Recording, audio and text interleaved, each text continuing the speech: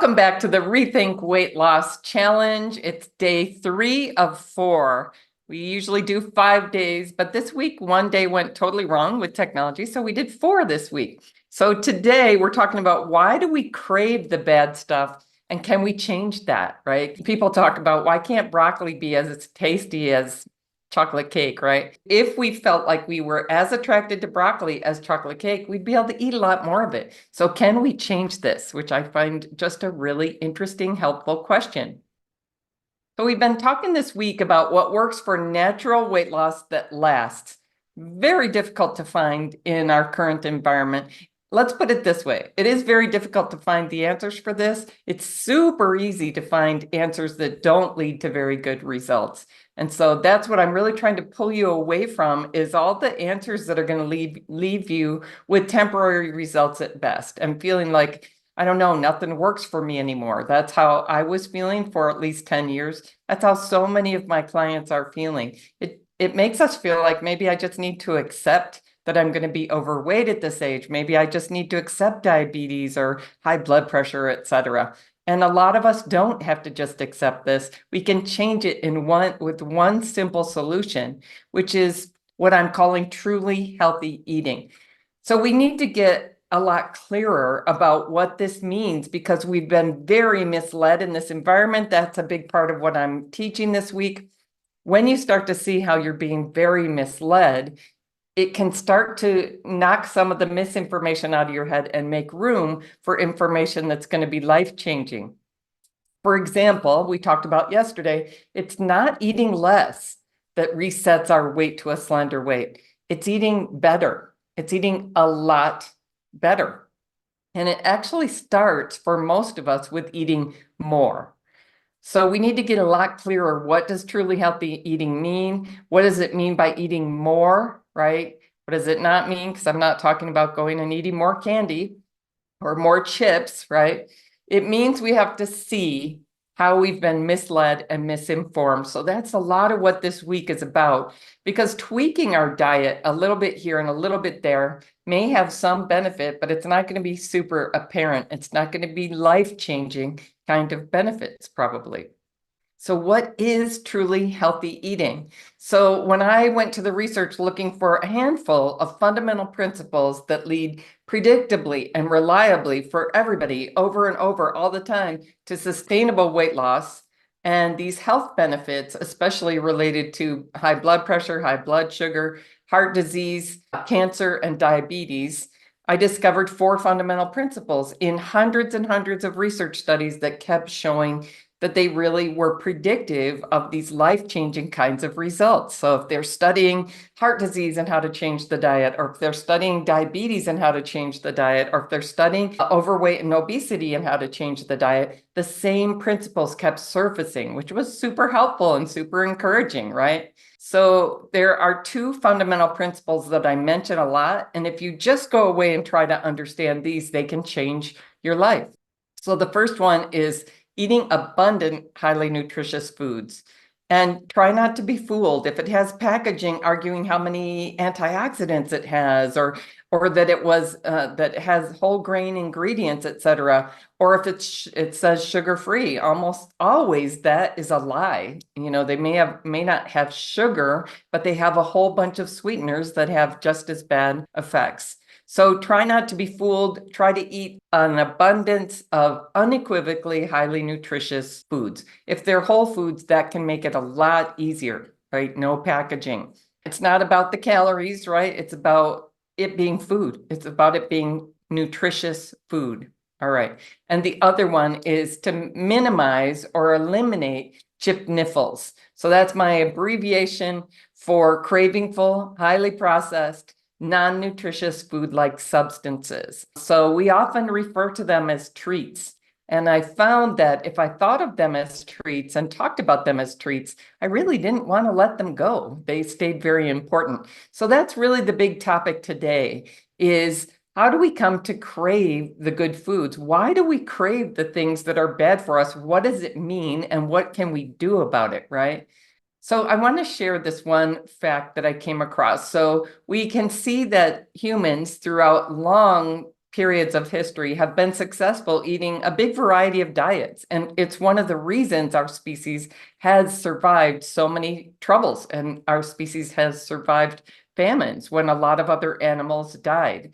So if a tribe was living by the sea and eating a lot of seafood, that worked. If they were doing a lot of hunting and gathering, that worked. The one thing that we do see is it doesn't seem to work. It's not working well for us to eat this highly processed food that we're facing now. So there's scores and scores of studies that show a diet rich in fruits and vegetables reduces the risk of dying from all the Western diseases, the diseases I've been talking about as the chronic diseases of aging. Researchers find that in countries where people eat a pound or more of fruits and vegetables every day, the rate of cancer is cut in half. Now we're talking eating, not drinking those, right? As soon as you break them down enough, you process them to drink them, you just got rid of most of the nutritional value and concentrated the sugars. That's processing. So we are not thriving in this highly processed food environment. There's a lot of research showing this is very, very damaging to human health. So our bodies are finding ways to cope with it, but there are ways we don't like storing excess fat, driving up our blood pressure, driving up our blood sugar, as though we're bears getting ready to hibernate. But we never do. We just keep eating this way day after day. It's harming us a lot more than we realize. So now, because it's become so common, because our food environment is full of ultra-processed foods, eating real whole food seems unnecessarily difficult and time-consuming. I can't do that. That's just too hard. I need convenience. I need things to be fast. I need them to be tasty. I don't want to drink water. I want water with sugar in it somehow, right? So if processed foods were nutrient-rich and non-toxic, this would be okay, but they're not. They're toxic to our system. They're causing all those chronic diseases of aging, along with overweight and obesity. And because we're not eating enough of the nutritious foods, we're not able to heal the way we should be able to heal. So there's way too much sugar in our food. There's way more than we realize, right? And so I'm showing this one slide with some of the different names for added sugar. I'm pretty sure the number is over 100 different names now. This is just a list somebody put together of 43 different names. And one of the reasons there's all these different kinds of sugars, they want to tell you, well, this one is actually more natural. This is a good one because it's more natural. It comes out of the ground, right? The other reason is they want it to taste sweet enough that you'll like it, that you'll be addicted to it, that you'll come back and buy it over and over and over. And they know how much sweetener they have to add for adults. And they know how much sweetener they have to add for children, which is substantially more, to like the food or drink. They also know we're looking at the packaging to see how much sugar is in here. So if they can put these different types of sugars, it starts to become less apparent to us how much sugar is in there. So they're lying to us, lying to us, lying to us. The profit incentives are on the side of make these guys buy the processed foods, even though it's really harmful to their health. So we got to get smart about this. By the way, yesterday I encouraged you to look at the ways the food industry is lying to you. I'd be very interested to hear what you saw when you did that. So there's way too much sugar in our environment. I've been making that case day after day. The sugar in our food and drinks is also way more toxic than we realize. We wouldn't be giving it to children if we understood how toxic it is. We wouldn't be using it as a way of rewarding ourselves for a hard day, etc. If we knew how toxic it was, we would not use it the way we're using it. This graph is showing how it harms our brain, how it harms our pancreas, right? So it can result in pancreatic failure, how it harms our heart, increasing the risk of heart attack and stroke, how it harms our kidneys, how it harms our joints. I certainly noticed a big difference in how fluid my movement was and how my joints were working and how much pain and inflammation I had when I cut out the non-nutritious stuff and really ramped up the nutritious stuff. So excess sugar overloads the kidneys and ends up floating around the bloodstream, causes insulin resistance, which is part of why it hurts the kidneys and the pancreas. And it damages our cells, and it damages our blood vessels and our skin and our brain and our heart and our kidneys, etc. So it's damaging. We don't want to believe it's damaging because we have all these happy memories associated with sugar, because we really enjoy the sugar. The food industry can pretty easily persuade us it's not that bad. And that's what their motivation is. We got to be smarter than this, wiser than this. So how come we love these treats? Why do we say, I love this? And I think that phrase is something I just catch now. Am I saying I love something that's bad for me? Am I saying I deserve something that's bad for me? Like, I can notice that and change what I'm saying to myself. But why do we love these? Why do they feel so valuable? Like, we place a lot of value on these. We try not to overdo them, but cutting them out sounds like a terrible idea. Like, we would just be deprived. They feel very important. So one reason is they're tasty, right? They give a big hit of pleasure. The biochemistry of this is they're giving a big hit of dopamine. Dopamine kinds of pleasures are the kinds of pleasures that can be addictive because it feels like, whoa, that was exciting. That was really, really exciting. And the brain, the primitive brain, interprets that as, this seems important. So it drives us to want more. Boy, I want more of that. Where am I going to get that tomorrow? That's something that's happening in our brain and in our neurochemistry.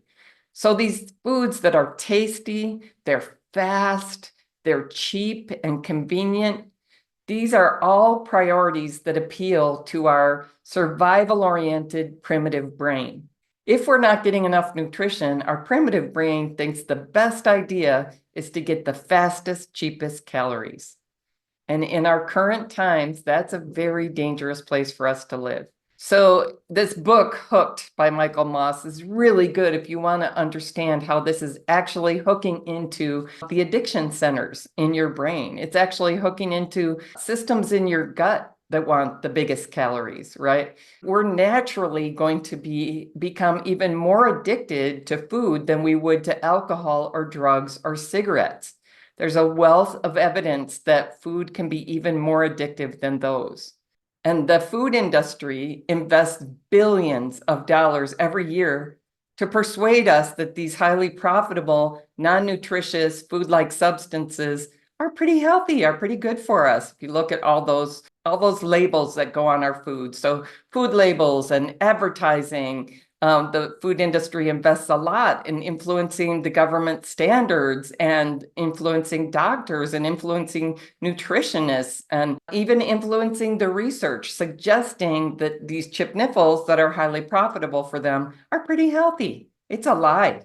And it really helped me to get a little mad about this, to get this animating energy of, no, I don't believe you. I can tell, especially if you can put these things down for a while and really ramp up your nutritious foods, your body will show you, whoa, that made a huge difference. Then if you start bringing those other things back, you can start to notice, wow, they are the only things that taste good again. So you can really start to experience for yourself what a difference it makes. Have you ever had any of that kind of experience where you start noticing, wow, I'm really enjoying the nutritious foods. It's feeling very pleasurable, but in a calmer kind of way. That can be a really helpful thing to notice. So you can change your mind about processed foods being treats, right? They're toxic. They are not benign. When we're saying, I'm just going to have a little, we're saying it's really not harmful. It's not exactly harmful. I don't want to have too much of it, but it's benign. I think that's not true. And I wanted to quit saying it to myself, especially because I have such an addictive reaction to those foods. It means I can't resist them. It means I can't stop at a reasonable point, right? So they seem very important.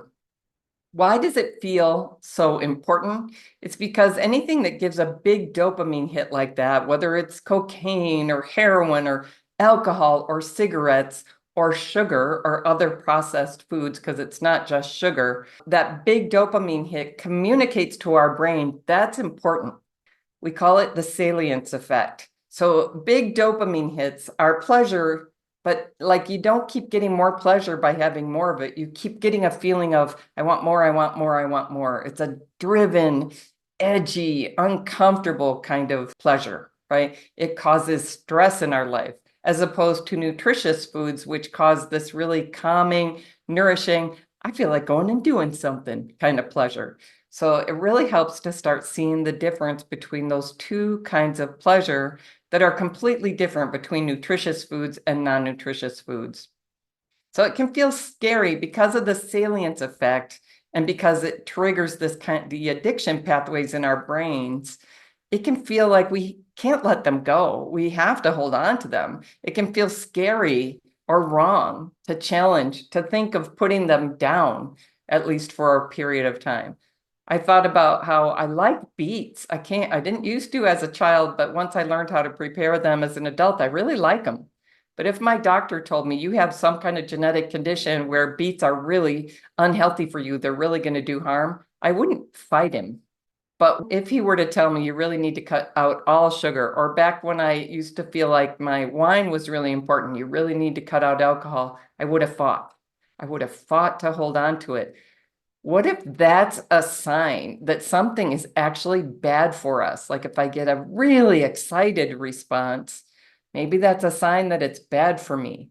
If I get a craving as opposed to I want that, that does look good, but it's a craving, it's an edgy, stressful kind of experience. What if that's a sign that it's something bad for me? And my feeling like I should never quit it, I just need to have less. Maybe that kind of defensive attachment. What if that's a sign that this is something bad for us? What do you think? Could that be helpful? So part of this is just really becoming more aware and getting out of the automatic, I just eat like this, I just eat like that, I just eat like this. We're really trying to interrupt our automatic status quo habits, step off that path and onto a whole different path for how we eat. So I love to share Coleen as an example of this. She has really discovered life is more fun and much more gorgeous and much more alive without those treats. When she came to me, she really was concerned. First, I got to quit drinking. I got to do something about my drinking. So we worked on that. And then she said, okay, I don't have a lot of weight to lose, but my weight has been up and down my whole life. And I really think the way I'm eating is problematic. So I want your help with this. So she really only wanted to drop about 4 pounds, but she worked in the Slender for Good program for a year, not only learning what the eating approach is, because we can learn that in about 7 weeks, more or less, figuring out how to make it very routine in her life, how to make it something that she really fell in love with. She wanted to fall out of love with the non-nutritious stuff. It became important to her because her mom developed dementia and she felt like my eating approach is going to lead me there too. So she was really very attached to certain processed foods and drinks. She felt like it's going to be sad to give them up, but she also recognized they're causing a lot of stress in my life and they might be making me sick. So now when she looks back, now that she's changed her mind about what's good to eat and she got 14 pounds off and she feels really slender, etc., she looks back on her attachment to those foods and says, I thought they were making me happy, but I was a distraught, joyless mess. I wasn't able to cope with life's challenges anymore. So when she started eating in this truly healthy way, in a really transformed way, she got super clear about these 4 fundamental principles, super clear about the quantities to eat. Some of it was a lot more, some of it was a lot less. When she got guidance and support for working through the obstacles that came up with changing her habits, and she worked through the Crave the Good process. So she really let go of the cravings and the attachment to the non-nutritious stuff and really started to crave the good stuff. She quit considering chip nipples to be treats. And it just became easier and more routine and habitual and automatic to eat in this healthy way. She got to a weight she never dreamed of and feels free, slim, and fantastic. She also had big changes happen in her mood. She had some issues with depression and some issues with anxiety, and that really transformed. They really seemed to evaporate eating this way. A lot of us have that experience, and I believe it's related to big changes in our gut microbiome when we're eating abundant, highly nutritious foods. So I love watching how her life has changed on Facebook because she is I just feel like she's so happily bounding around the world now, doing all kinds of things with her husband. Like so many of us were putting off so much of life before we got this life back from eating right. Pretty gorgeous. All right. If you're thinking, I want to be like Coleen, I want to be like Lily, I want this to get easy and thoroughly enjoyable, and I want to get the weight loss, etc., book a Slender exploratory call with me. Here's the link to do that, drginny.as.me/slender. I would love to talk with you. So what about the idea that I just want to have a little? We love the idea of moderation. It feels right. There are things that I find I can moderate and it works really well, and other things that don't work very well for me to moderate and don't work very well for most of my clients. Moderation may be a great idea for some things, maybe a terrible idea for some other things. So if you're feeling like I cannot resist and I cannot stop at a reasonable point with certain treats, with certain chip niffles, moderating it may not be a good idea. And this idea that we hear all the time of, I'll just have a little, as though that doesn't count. There were so many things I just didn't count. We need to understand this idea that in a complex adaptive system, you can introduce a little thing over there and have big down the line effects. And I have the butterfly there because we talk about this as the butterfly effect, a complex adaptive system. We see this in traffic. You can have one little thing happen over here and a whole bunch of trouble, an accident and traffic jams, etc., down there. Same thing in our bodies. You know, having a little of something that's toxic may be too much. It may have real effects in our gut, in our cells, in our brain, etc. So just a little, maybe not. We can really choose to eat abundant, highly nutritious foods when we change our mind about what food is for. I started changing from, I wonder if I can get away with having this and make up for it tomorrow, right? I'll just exercise more tomorrow. I'll just eat less tomorrow. I decided I don't know that the body works that way. I started shifting to this mindset of everything I eat or drink either helps my body or harms my body. I'm going to quit arguing to keep those harmful things in my diet. I'm going to really fight to eat an abundance of these highly nutritious foods and put those off the table for a while, at least for a while, and see how it goes. It was so life-changing. I'm never going back, which I hear all the time from my clients. You can quit defending the chip niffles. You can quit fooling yourself that they're benign. There's a lot of proof that they're not. So I invite you to really check how much you might be overvaluing the chip niffles and start to change that. You can start to intentionally fall more and more in love with the highly nutritious foods and put those other things down for a while and see if it changes your life. So notice the mindsets of, I'm just going to have a little. I don't think this really matters. I can make up for this tomorrow. It's not going to hurt anything, right? All those ideas are keeping us stuck in habits that aren't working for us. So part of what we do in the Slender for Good program is take back our empowered choices. When we actually really know what truly healthy eating is, we can do it. When we get committed to it, we can figure it out. It can become just as habitual as what we're doing now, once we put the other habits on hold, at least for a little while. So again, the simple truth, a natural reset to your slender, healthy body comes from truly healthy eating. So I've been helping people learn this for the past 4 or 5 years. And I've found that getting super clear and specific exactly what are the definitions of highly nutritious foods, how much of them should I have, what are the cravingful, highly processed, non-nutritious like substances, etc. So the simple truth is you get a natural reset to your slender, healthy body with truly healthy eating. So what can you do to bust out of the myths and the automatic habits that are taking you the wrong way? So one thing is start caring more about your future self. Like we often push the challenges and the problems onto our future self. Like, I'm not going to go to bed early tonight. You know I'm going to be tired in the morning, but that's tomorrow me's problem. Starting to care about ourselves 10 years from now, 20 years from now, as though it's us. That's me. I want to give her a better life. That can really help.